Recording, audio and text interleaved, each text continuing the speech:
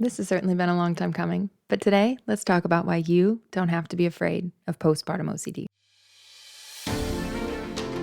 Hey lady, welcome to the Postpartum on Purpose podcast. If we haven't met, my name is Annemarie. I'm wife to James and mom to 5 beautiful kids ages 10 and under, plus 1 miscarried baby. Here we see postpartum from birth all the way through baby's first year of life as a time of grit, growth, and grace. This is episode 94. Hi lady, I hope you are so well. Let's jump right into things. First up, as always, we'll start with free things.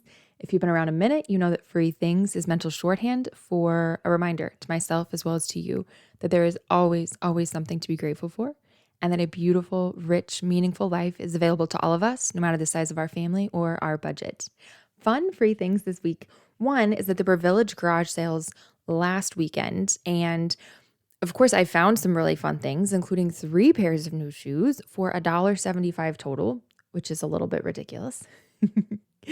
But also, of course, around garage sale time, people tend to have free boxes as well, or just things on the side of the road.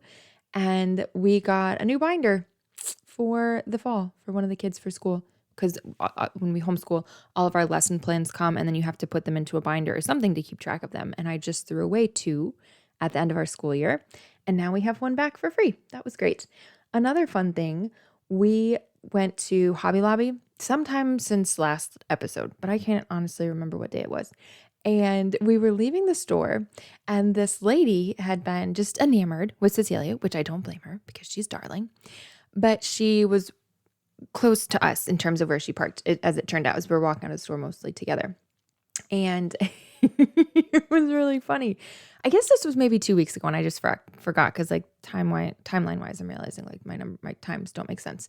But sometime recently we went to Hobby Lobby. And when we did, this lady, we were still driving the Pilot at that time. I'm about to get to that in a second here too. But we were still driving our Honda Pilot at that time. And this lady says, wait, just a minute. And she reaches into her vehicle. Like she opens her driver's side door and reaches into her vehicle. And she pulls out this rubber duck. And she's like, I know. She's pointing to our vehicle, the SUV. And she's pointing to it. And she goes, I know this isn't exactly a Jeep, but I think it's close enough, don't you? And she presents us with a duck, like with the Jeeps and ducks, they collect them. And that was the first time that's ever happened to us. And my son was just so thrilled. And then she realized I had several sons. And so she gave us, I think, 2 ducks. I think it was 2. But it was just really cute on a Pilot. But it absolutely did go into the bathtub for bath time. I just thought that was fun. And then the last thing is that one of our Grandma Tribe members found our 2.5, almost 3-year-old, what I can only call a very bougie tricycle. It's Schwinn brand, which is a fancy bike brand, but a tricycle. But then it's like got lots of chrome and red paint and then these ridiculous tassels. Like it's a Harley Davidson motorcycle. It's very fun.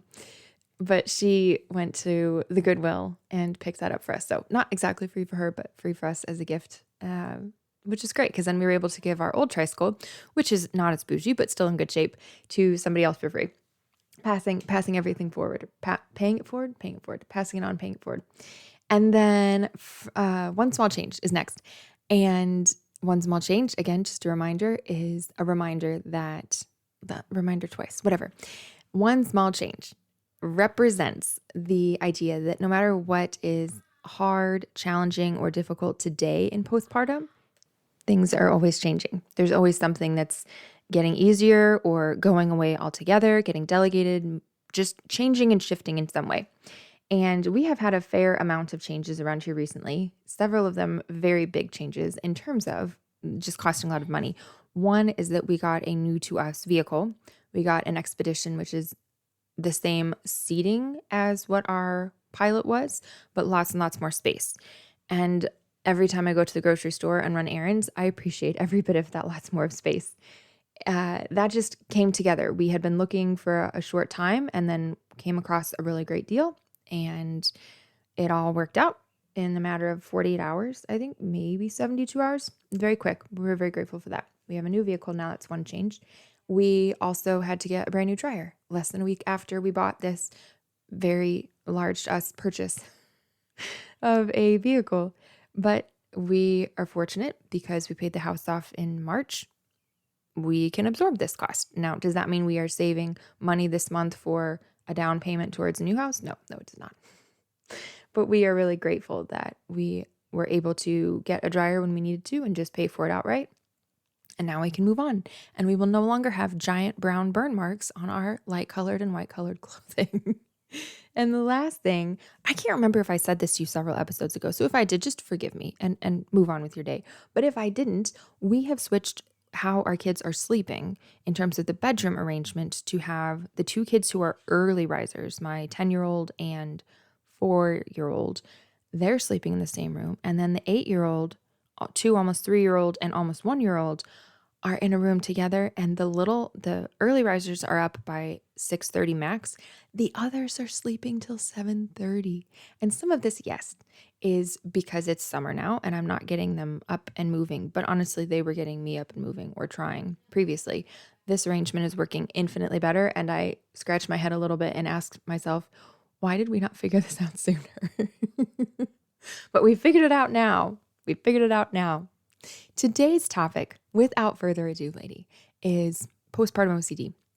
And I've wanted to talk about this for a long time because this has been a part of why I started the podcast in the first place. And I'll get into what that means exactly later on, sort of over time. But I wanted to have time to reflect and time to grow and not waste your time, as well as being able to share the hope with you and not just, this is so scary and hard, blah. It's not what I wanted to bring to the table or to the podcast, but the time's come. I'm ready now. I'm ready. I want to start off, I guess, even before that with a medical disclaimer. It seems a little silly because it's just me talking, but to be clear, nothing that I will say today should be construed as medical advice. And if you have questions, of course, consult your healthcare practitioner. All right. I think the first glimmers of OCD that I had actually didn't start during postpartum. They didn't even start while I was pregnant. Here's what's interesting. This may just be my experience. And right off the bat, I'm going to say this is my experience. I'm not telling you that this is how everybody experiences things. But several years back, I read the book Real Food for, was it Gestational Diabetes? Real Food for Pregnancy. It's by Lily Nichols. She's a nutritionist who really has done a lot of work in the area of pregnancy nutrition. Started out with gestational diabetes nutrition, but a lot in the work in the area of pregnancy nutrition and postpartum nutrition. And she shared a statistic. I believe that for women who are diagnosed with gestational diabetes, within 5 years, 70% of them will go on to receive a type 2 diabetes diagnosis. And one point you can take from that is this idea that while pregnancy may be a stressing factor or a precipitating factor, you could also look at it, and I think this is the way Nichols looked at it, as this diagnosis is your check engine light. It's your warning sign that something is actually going wrong. So the type 2 diabetes, you had a signal, you had a sense that something was off, multiple years earlier. Not that the pregnancy is necessarily causing it, but you got tested, you got your blood tested and learned, oh, I have this to contend with. Because who among us, if we don't have a history of diabetes or maybe a close family member with diabetes, as one example, like a type 1 diabetes, who among us is checking our blood sugar just regularly? So pregnancy may be the time that we learned about it, but it's not necessarily the time that everything just began. And I would say something similar in terms of postpartum OCD. I would say actually that glimmers of those tendencies showed up early on for me when I was young. I don't remember exactly how old, but I have kind of snatches of memories here and there, but the first thing I can remember is somewhere around 6 or 7 years old, maybe. I was being babysat, and I remember going down on the landing and kind of looking around, and our babysitter was watching the news, and there was a house underwater, essentially. Only the roof was still above water, and there was a family on it. And I remember just a feeling of what I now recognize was just anxiety and panic in my chest. And I felt so out of control and unable to help these poor people. And I think maybe that was one of the first times that I recognized how big the world was and how little control I had over it. But that's a snapshot in time for me. And as I got older, much later on, I remember too being in 8th grade literature class, and the teacher was reading Edgar Allan Poe's The Telltale Heart. And it's kind of a creepy poem, right? But other people were not affected nearly the way that I was. I remember just like feeling that I was going to pass out and being so afraid of that happening. I can't remember if I ended up making it through or if I just asked to go to the bathroom at some point. But I remember being really, really anxious because it was like I felt like I was there. I felt the emotions as if the story were real, as if it was happening in real life in front of my eyes instead of just in my imagination. And then later on, there was a period in my early teens of scrupulosity. And I didn't realize at that time that scrupulosity is not a religious manifestation so much as a symptom of anxiety and of OCD in particular with religious, just like that's the content of it, but that's not, it's not like a brand or version of religious practice. It's not like a normal variation of religious practice. It's actually, yeah, not a healthy thing. Not that I thought it was healthy exactly, but I just thought it was kind of like part of my spiritual growth. Yeah, no, not exactly. And then later on, I went on a cross country trip, a retreat that was really great when I was 13, I think. But I was gone for 10 or 11 days. My older brother was with me. We were on a bus trip, but I had a lot of trouble sleeping on that trip. And then that just lasted for months and months and months afterwards and took quite a while. I want to say it was close to 6 months before that resolved. So all these different things here and there, experiences with anxiety, but not really knowing exactly what we were looking at. And I think I was in high school, maybe when I had my first full-blown panic attack. And then shortly around that, like right around that same time, I was very, very afraid of handling knives. I had this thought that occurred to me that I might do something to myself with a knife, that I couldn't be trusted. And that's going to be a theme that comes back over and over again with OCD, is this self-doubt and thinking that we are unable, that it's unsafe to trust ourselves. But time went on, and I learned actually about fertility awareness and natural family planning, and that if you had a hormonal imbalance, if you could supplement the hormone or hormones that were low, that could contribute quite a lot to PMS, premenstrual syndrome, and or what I later learned to be PMDD, premenstrual dysphoric disorder, which would be PMS's dark sinister cousin, like PMS on steroids, which is actually experienced by a very small percentage of the female population, relatively speaking. Like PMS is fairly common with varying severity, but PMDD is actually not very common. But I looked at everything through a hormonal lens and thought, okay, so I have PMS, and I started charting my cycle, and then I got labs drawn, and sure enough, yep, both my estrogen and progesterone were not what they were supposed to be. And I got started on several different types of supplements of estrogen, progesterone, then finally ended up on HCG injections. HCG, if you know, is human chorionic gonadotropin, and we test that in women when they are pregnant, but it can also, administered at a certain time of the cycle, it can also help trigger your body's own production of estrogen and progesterone healthy amounts.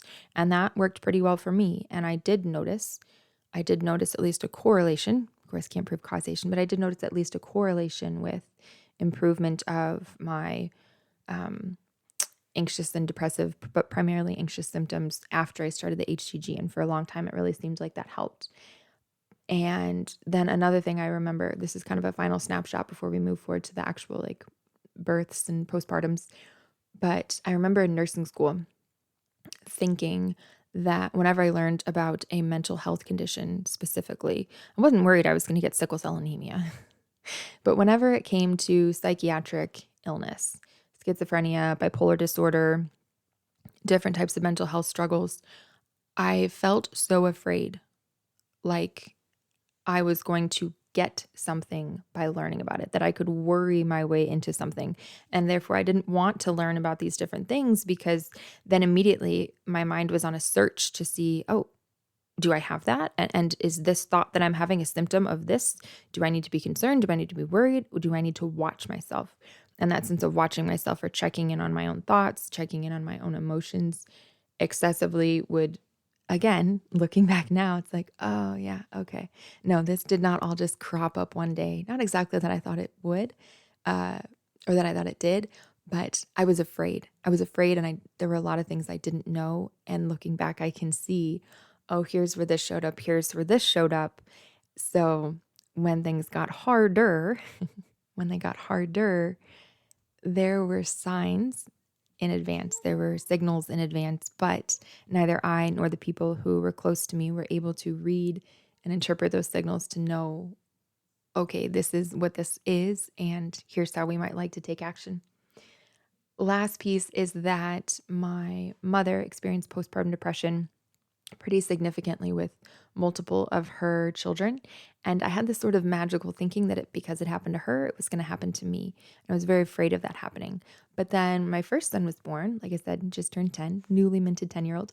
When he was born, I didn't really have a lot of struggles postpartum because he mostly just fit into the life I was already living. There weren't a lot of changes that were required of me at that time. I went back to working full time after a 12-week maternity leave. Full stop, 12 weeks off, and then went back to work full time. And really, I didn't have a lot of significant symptoms or issues. And I pictured it as like, oh, well, I dodged a bullet, but it could happen next time. It's kind of like a fear lurking around every corner. And then my daughter was born, I've been saying for years, 20 months later. It's actually 19 months apart. 19 months later, my daughter was born. She was in the NICU. She had surgery when she was 2 days old, went under general anesthesia, spent 5 days in the hospital, including over Christmas, and came home the day after. And with her, I was working less, but I had just 6 weeks of leave because I didn't have FMLA. Does that make sense?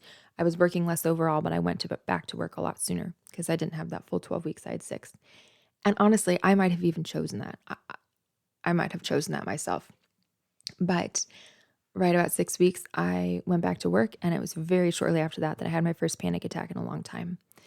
At that time, I was really convicted that it had to be a hormonal thing, and I beat the hormonal horse up one way and down the other for a very long time. My anxiety was higher and higher and higher, slowly, but it just continued to rise. And the only thing I could conceptualize was that this was a hormonal problem.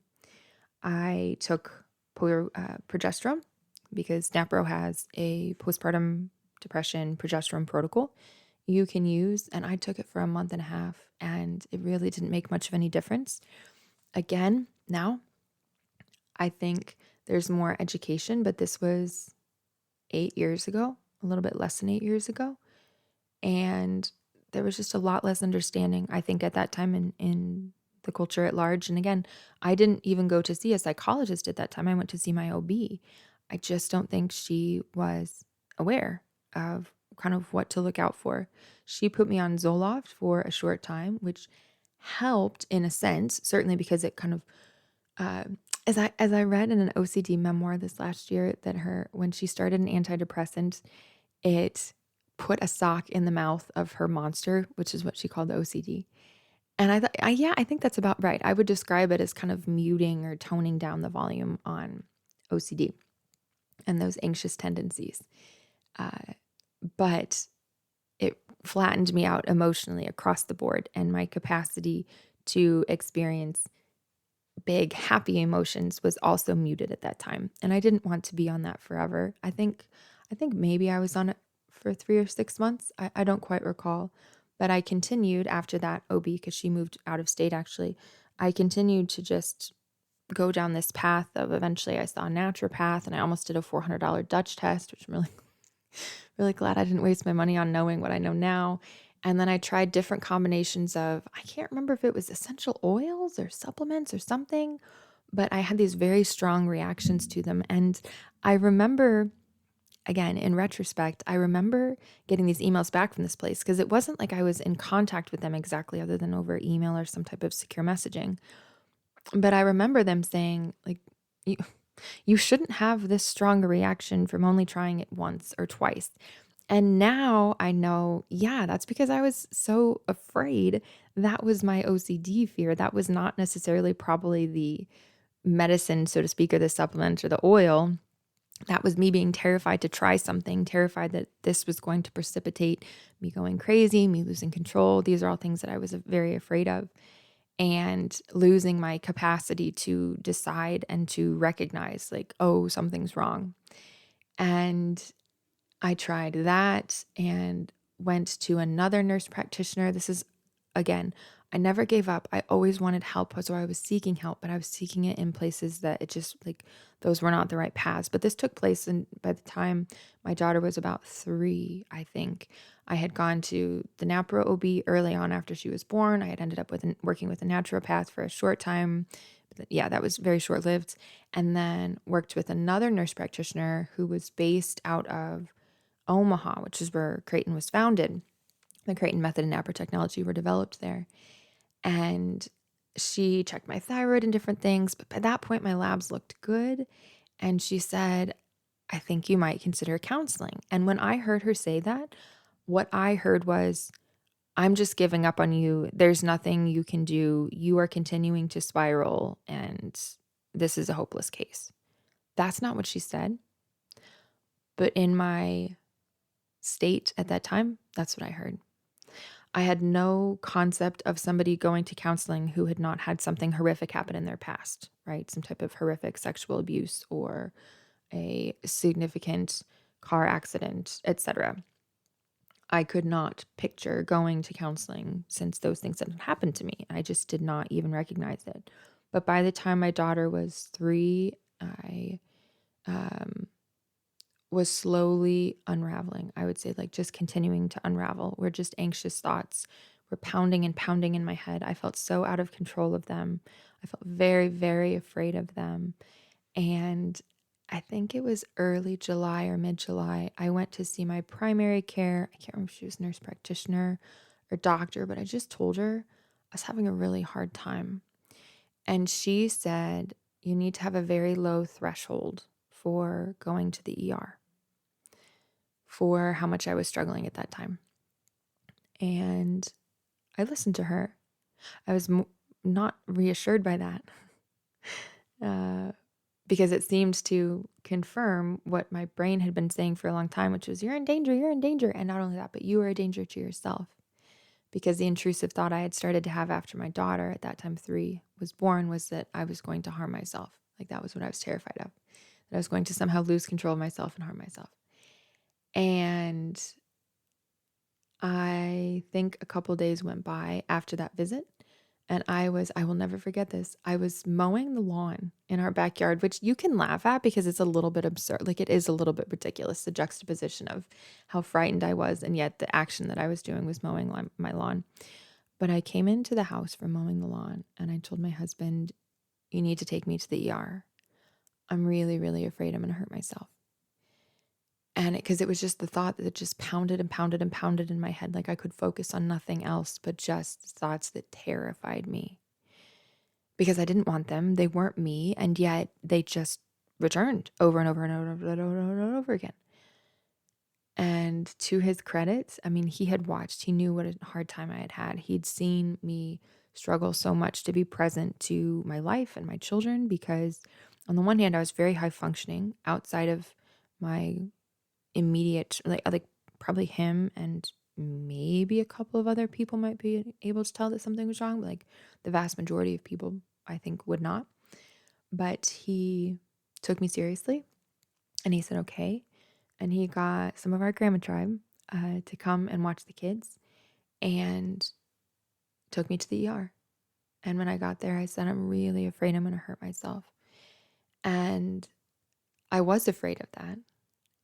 And they took that seriously, which I appreciate. They quickly realized. They came in and did an assessment, and quickly realized I was not a danger to myself. I was not a danger to other people. But nobody at that time was able to recognize, oh, this isn't depression.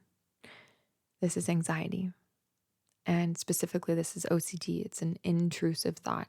And an intrusive thought is persistent, consistent, and insistent. Persistent, meaning it just comes and comes and comes and comes again. It's consistent, whatever the thing that scares you shitless.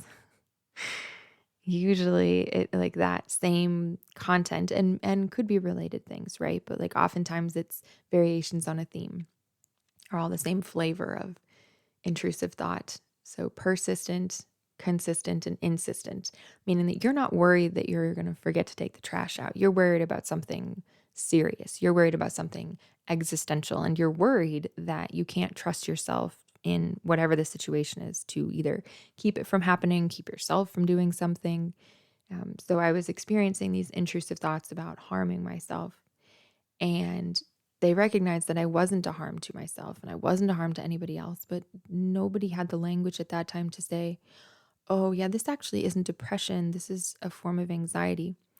And they gave me medicine to help me sleep, which don't get me wrong, I'm grateful for. I ended up taking that for a couple of weeks, I think, just to take the edge off the anxiety at night so that I could go to sleep. Because of course, right, the more anxious you are, the more poorly you sleep. And the more poorly you sleep, the less you are able to cope with the things that are difficult in your brain. All of that happened. They recommended I go to a psychiatrist, which was very short thing. He wanted to just start me again on Zoloft, and I think I took even a smaller dose than what I had started on with the OB several years previous and did that just real briefly. But also, right around the time all of this was happening, I had sent a message to a Catholic counseling company, and they had multiple counselors, and I picked a profile out of a lady that seemed, honestly, like she knew what suffering was. Just her eyes looked like she had seen suffering and had come out the other side. I chose to work with her, and that was a real gift to me. And that was the beginning of the turnaround. But here's what's interesting. She did not recognize either that I was experiencing OCD. It was the beginning of the turnaround, but it was not the full shebang.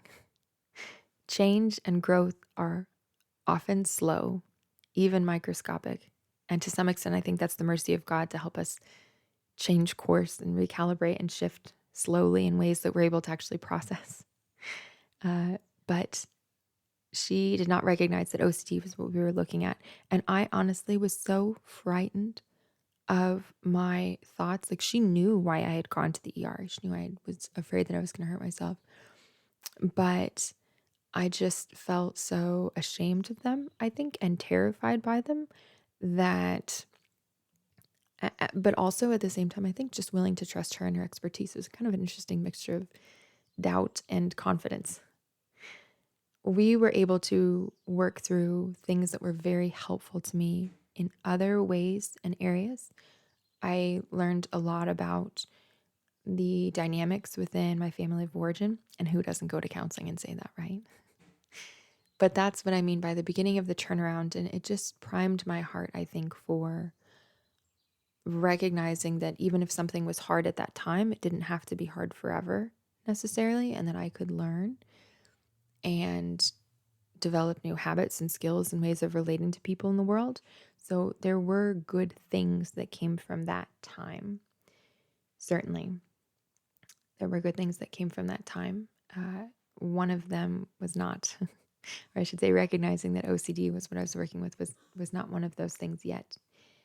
But the line that I read in a book last year, I can't remember the name of the book, and it was a novel, I think. It was not anything about mental health. But the line was, self-doubt wedged itself between every thought she had these days. And I honestly think it was like a lady who was post-divorce or something.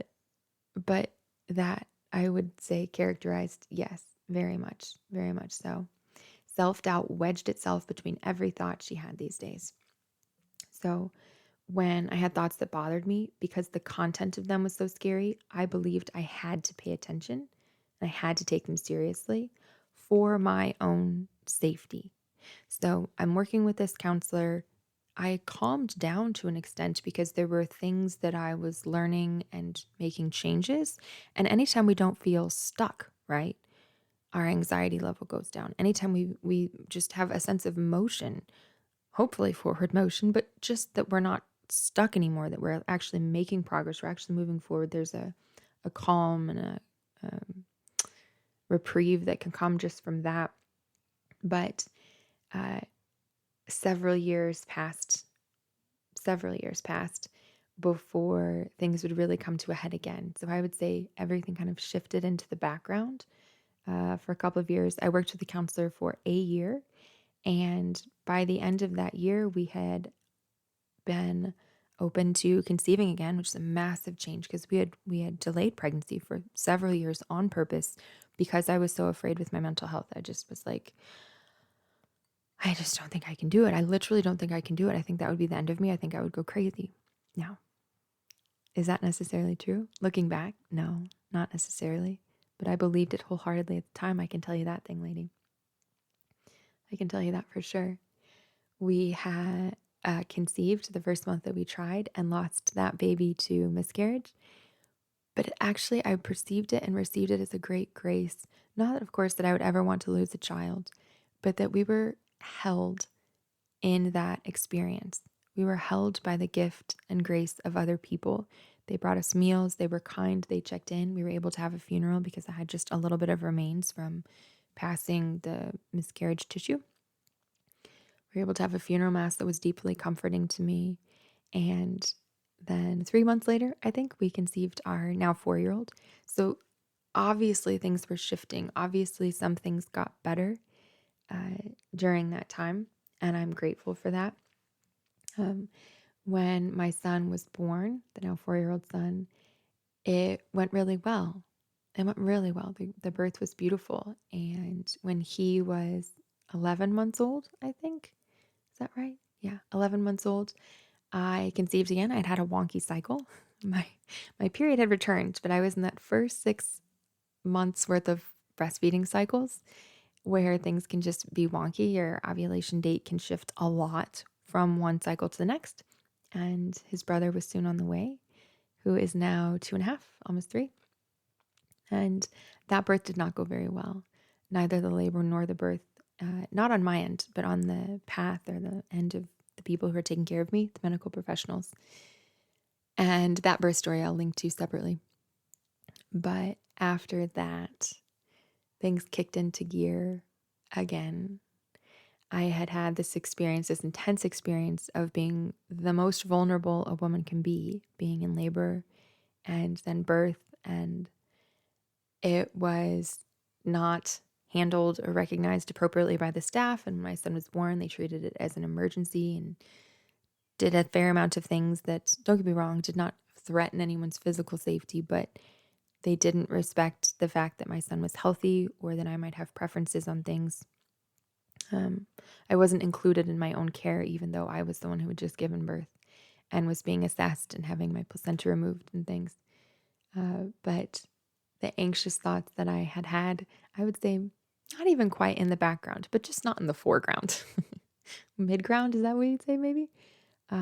Those started to accelerate again. And it was not until he was a year old that I went back to the same counselor that I had seen at that point. How long ago had that been? 3 years previous, 4 years previous, I think, because now it's 6 years ago. So I want to say maybe that was 4 years previous at that point.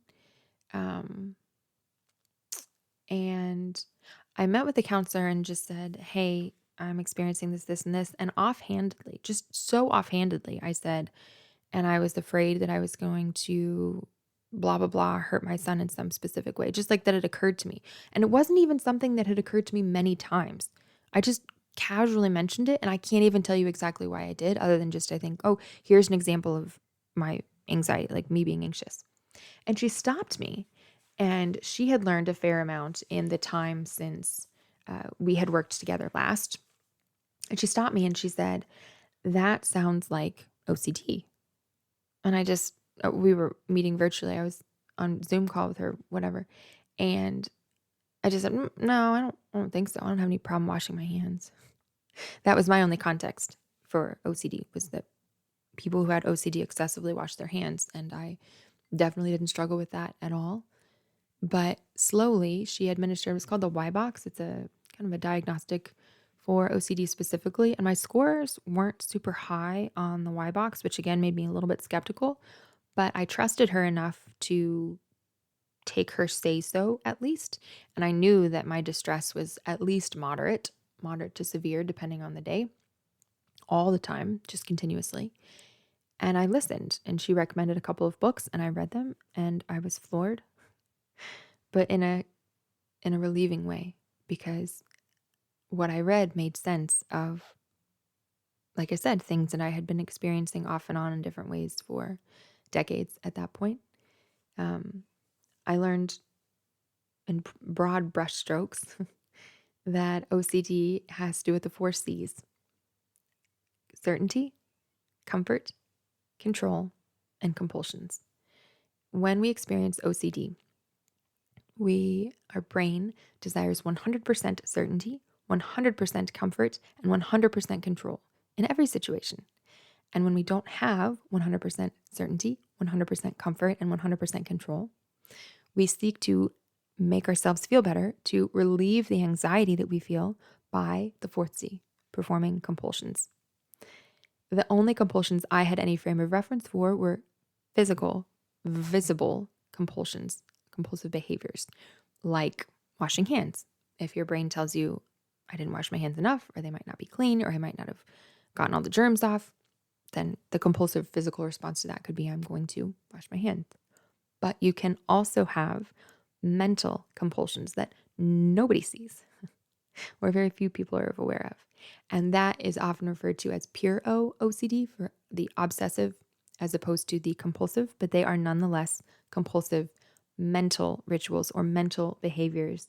And those might include avoiding things. So it's not so much what you do, but what you choose not to do, places you don't go, things you don't do, people you don't talk to, things you don't read about. Like in my case, where I was so afraid in nursing school, I didn't want to hear about a mental illness because I was afraid it was going to essentially be contagious or catching, or that I was so emotionally fragile that like hearing about it was going to make me have something, right? So there were things, movies I couldn't watch, lots of things I wouldn't read because I was afraid that I was going to catch those. And one thing I learned as well at the same time was that there are different flavors or brands of OCD, but they all come back to this desire for absolute certainty, comfort, and control, and then performing compulsions, either mental or physical, to relieve the anxiety we feel at not having 100% of each of those 3 C's.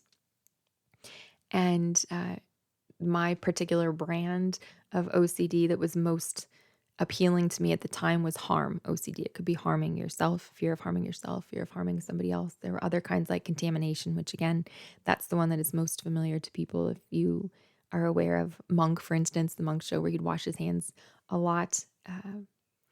But there are other kinds of other flavors of OCD as well. And I refer to it primarily as a form of anxiety because even though there is discussion about it being referred to on its own, because some of the ways that you treat it are different from what I'll call run-of-the-mill anxiety. But originally it was conceived as a form of anxiety, and that still makes a lot of sense to me, which is why I describe it in this way, as opposed to separate from anxiety, like in its own category. But there are different flavors of OCD. So harm, contamination, it could be like religious OCD, fear that you're going to start blaspheming or do something blasphemous, and sexual identity OCD. Yeah, different kinds. The point isn't to run into all of them down all those avenues today, but just to say they're all themes on the same, like variations on the same theme. And the mental compulsions were very, very attractive to me. Those were what I had strengthened over years and years and years, but particularly since my daughter had been born. So at that point, I mean, for 6 years, I think she was about 6 years old at that time. So I was very skilled in avoidance. I was very skilled in rumination, kind of worrying at an idea or replaying a thought over and over and over in my head, trying to argue myself into and out of it, trying to reassure myself Reassurance is a very big thing. We try to calm ourselves down by reassuring ourselves that whatever the thing we're afraid of isn't going to happen, or that it wasn't that bad or whatever. But when we engage in these different compulsive behaviors, reassurance, rumination, avoidance, arguing with ourselves, checking is another really big one, checking that I said the right thing or checking that I did something the right way.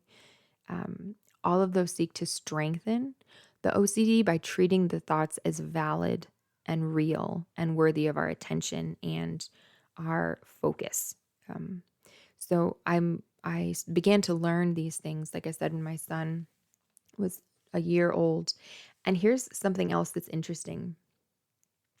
I didn't end up working with that counselor for very long because it turned out she was not able to guide me through the evidence-based treatment for OCD, which I'll get into in just a second. But it was a moment of growth that I was even able to realize that, because when I first started working with her, I mean, I put so much stock in what she said, but I had grown enough to realize something, I don't know what it was, but something was going on in her life, and she was having some struggles of her own. And I was able to recognize that, oh, you know what? This is not somebody who's able to help me right now. She has helped me so much in the past. I really appreciate her pointing me to these books that help me to understand like what I'm experiencing and what's going on.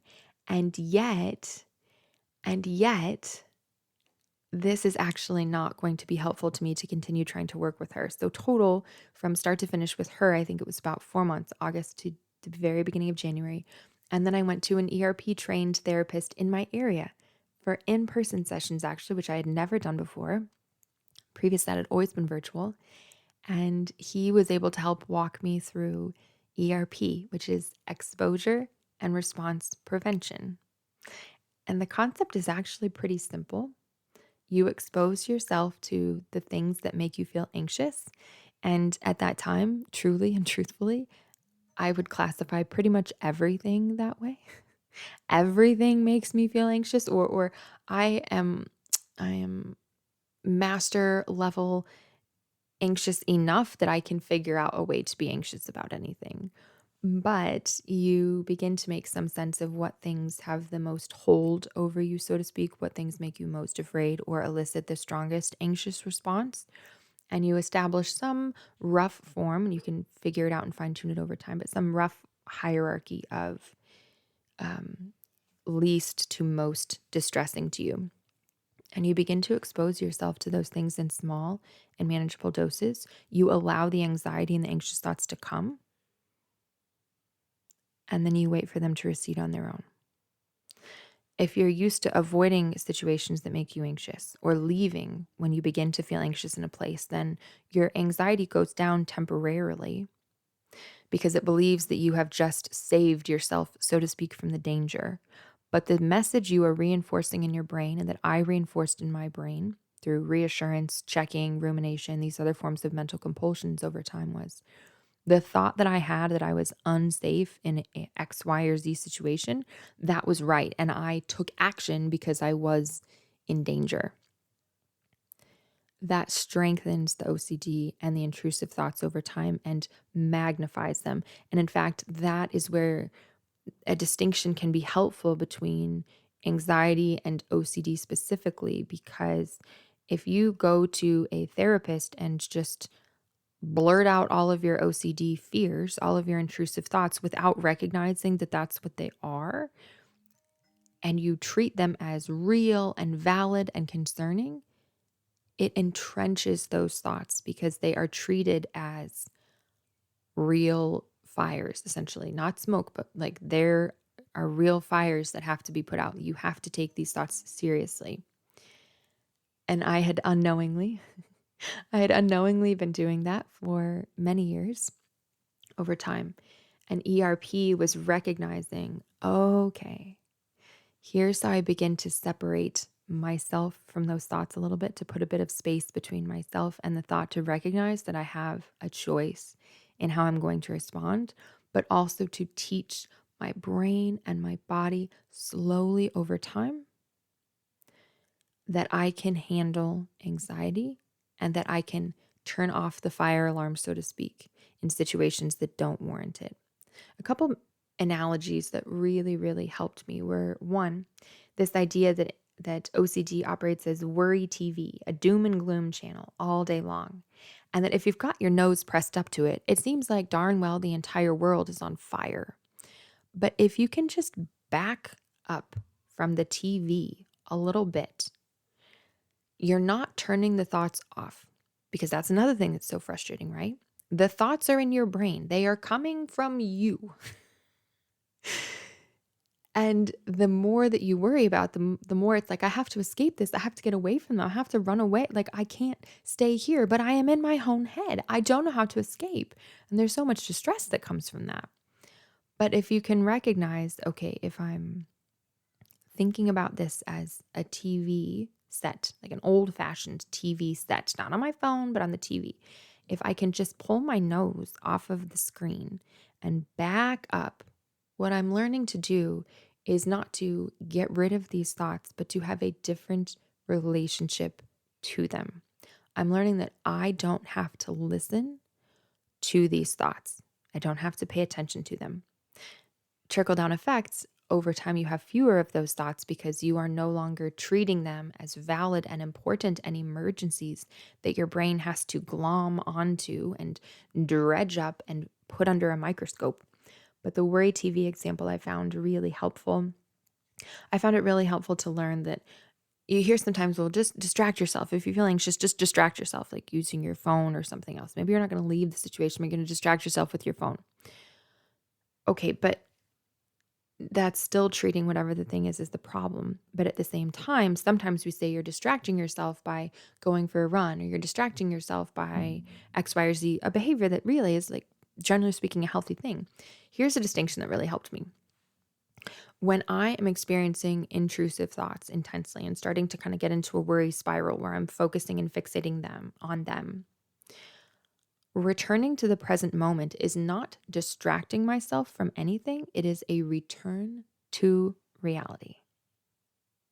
It's a return to the present. It's a return to reality. So instead of going down a rabbit hole in my brain, fantasizing essentially about fears that are ridiculous, I'm returning to what is present and real here in the moment. So you're not distracting yourself from your anxiety, you are returning to your real life. And that was such a meaningful distinction. I also liked a phrase that I learned from the lady's name. It doesn't sound like a real name, but I believe it is. It's not like some weird stage name. Shayla Nicely, Nicely. She's a really helpful email that goes out just once a month, and I still get that email list. And yeah, the way that she communicates things is easy to understand and to digest, which I appreciate. But she talks about that it's not fake it till you make it, but show it till you grow it. That part of fighting back against OCD and regaining your life, no longer being run by your OCD fears, is continuing to show up in situations where you feel afraid until you grow the muscle of accepting discomfort, until you grow the muscle of accepting anxiety. You expose yourself to the thoughts or situations that scare you. You allow those feelings to rise. And at first, OCD says they will rise forever, and they will rise until they destroy you and overcome you. But you learn through different graduated exposure sessions to whatever it is that frightens you. You learn that actually over time, the anxiety will rise and then it will go away. And the last example that I'll just give of something that helped me conceptualize OCD is that OCD thoughts, intrusive thoughts, are like a man with a bullhorn in a park screaming about the end of the world. And when you are engaging in your compulsive behaviors, you are going up and you are taking his pamphlets. You are taking his screaming seriously. But that what you learn over time to do is not to engage. You're not going up and taking a pamphlet. You're not taking a pamphlet and then eventually throwing it on the ground. Like, you're just not taking it. You are not breaking stride. You're continuing to walk because, again, remember, you are returning to the present moment and to the real life that is in front of you instead of treating your thoughts as real threats. You are recognizing that those intrusive thoughts have your name on them, but they're just junk mail. Junk mail can have your name on it, but that doesn't mean it's appropriate to you. Our worries are a primitive response to potential dangers, and they do not always tell us truth. They do not always tell us what is true. All of that led me to, before my youngest, who's going to be 1 next week, before she was born, I was afraid, as I have been with every pregnancy, of experiencing postpartum depression. I was frightened of losing control of myself, my ability to take care of my children and to be sane, which, if you're like, that's a little dramatic, Anne-Marie. Yeah, OCD does drama really, really well. I know that now. And I can laugh at it and poke at it in a way that I couldn't before because I was too busy taking it seriously. But in order to do ERP for this, I listened to many, many, many episodes of women sharing their postpartum depression testimonies. And then I listened to women sharing their testimonies of the thing that I feared most, which was postpartum psychosis. And I even watched a documentary that talked about PPD and postpartum psychosis cases, including actual stories of women who very tragically ended their own lives or the lives of their children. So that, like, you expose yourself to the things you are most frightened of. Slowly, start slow, start low and slow. But over time, I was able to hear those stories and to have what I'd call a healthy or a normal response to them, which is, that is a sad story. And I am sorry to hear that that happened, without then making it mean. And it's going to happen to me because I heard about it. It's going to happen to me because I heard about it. All of that has made for a meaningfully better postpartum period this time around. So much so that we might do it again in the future. We are not pregnant right now. I don't know when we might be pregnant, but the postpartum has been good enough this time to consider the possibility of it happening again at some point. A couple of people who I am paying some attention to on social media, which of course, right, we have to be as discerning as we can. But a couple of people that I've been paying attention to on social media are the account Raquel, the capacity expert.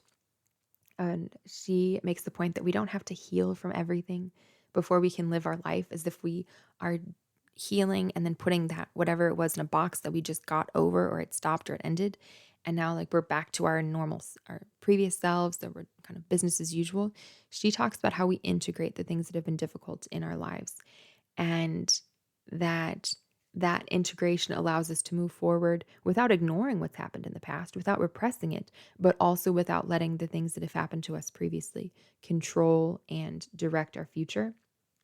There's also an Instagram account I like called Inner Current Somatics. She's a somatic practitioner, but I think part of what strikes me about her is that she's actually shifted a fair amount over time away from just learn to release all of the emotions that are supposedly pent up in your body, and to say more that it's not as important that we regulate away every emotion, every negative emotion, or release all the emotions we have, but that we learn that it's safe to feel the full range of them. And when OCD had its tightest grip on my life, the only emotion I was really capable, or lens I was capable of seeing through or living through, was anxiety and fear. And a lot of people, I think, are living out of that place as well. But it doesn't have to stay that way forever. And that, I think, can be a real benefit of counseling, of somatic therapy, of whatever, if it's moving us to this point of, and now my body learns not to regulate away every emotion, not to release every emotion, but simply to learn that it's safe to feel intense emotions. All of this has brought me to a place of being able to ask this question, which is adapted from an interview done inside the Hallow app during their Pray 40 challenge last Lent. But the interviewee was Mother Olga, who's a religious sister who works with people having really tough life experiences, like cancer patients who are terminal. And it's paraphrased from a question that she asked. But now I'm able to look at the things that continue just to be an issue on a daily basis. Not that they are interfering with my life, but just that I know the tendencies of how my brain works. And every day I still have to work to counter the tendencies that are difficult. I still have to work for health every day, just knowing knowing how I tend to think without, not even without, but just knowing what I need to continue to work on an ongoing basis, I guess is how I'll say it. In a separate episode, I'll talk briefly about the daily habit that I have to make sure that OCD does not regain control in my life, but that I am able to live and move through my life freely, because for freedom, Christ set us free. I don't remember what that Bible verse is, but for freedom, Christ set us free. So there's a small daily habit that I do to just help maintain that life of freedom and to pursue greater freedom as well. But all of that leads to being able to ask this question, that when there's suffering or we're afraid of suffering, instead of allowing fear to control the narrative and to dictate our lives, we can instead ask, how is Jesus forming my heart for the mission of motherhood?